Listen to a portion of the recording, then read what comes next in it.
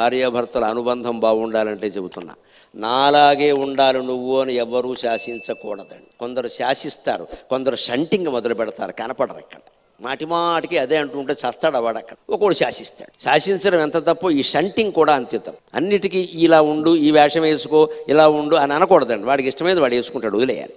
ఆడాళ్ళేనంత మొగాళ్ళేనంత. అందుకే శివుడు అమ్మవారిని శాసించలేదు. ఆవిడ ఎలా ఉంటుందండి?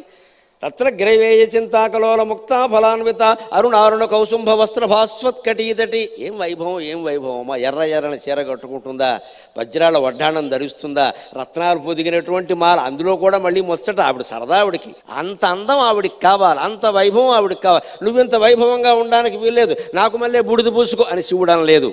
మీరు ఆ బూడిద అవన్నీ తీసేయండి, నాకు మళ్ళీ ఉండండి అని పార్వతి అనలేదు. అందుకే నా దాంపత్యం నిలబడింది అండి. అందుకే నా దాంపత్యం అంటే ఒకరి మీద ఒకరు పెత్తనం చేయడం కాదమ్మా, ప్రేమించడం లెక్క, ప్రేమించడం.